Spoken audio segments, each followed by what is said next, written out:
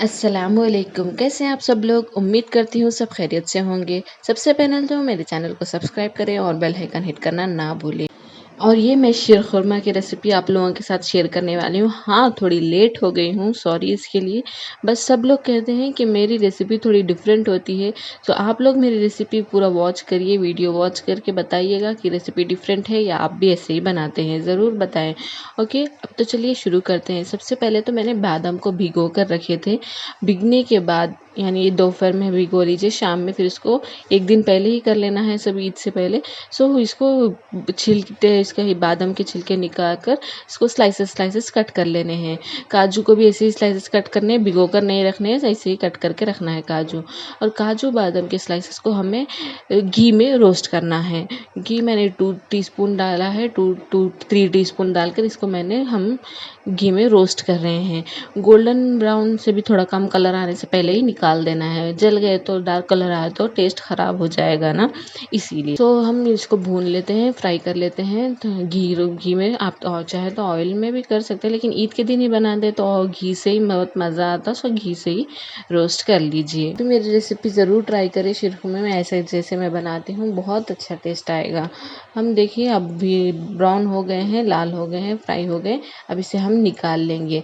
निकाल कर एक साइड में, एक टिफ़िन में, बॉक्स में कहीं में निकाल कर साइड में रख लेंगे। बादाम जो फ्राई किए थे उसी में हम लोग और घी ऐड करेंगे।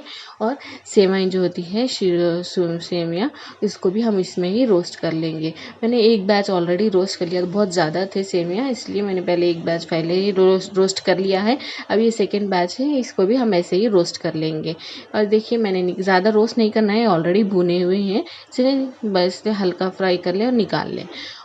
हाँ, तो यही जो हम लोगों ने घी में रोस्ट किया था बाकी सेवई और बादाम, उसी में हम लोग दूध ऐड करेंगे। 3 लीटर्स दूध मिल्क ऐड किया है मैंने, फुल क्रीम मिल्क है ये।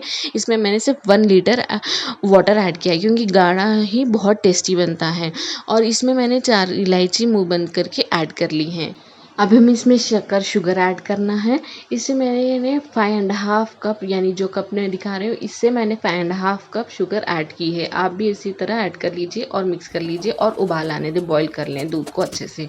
अभी वो हो गया है, हमने सेवइयाँ भून के रख ली है। ये बादाम काजू ड्राई फ्रूट्स भून के फ्राई कर सॉफ्ट करके रख लिया है, रोस्ट करके घी में। सो हमारा खुरमा बनकर रेडी है। अभी हमें इसमें ऐड करना है।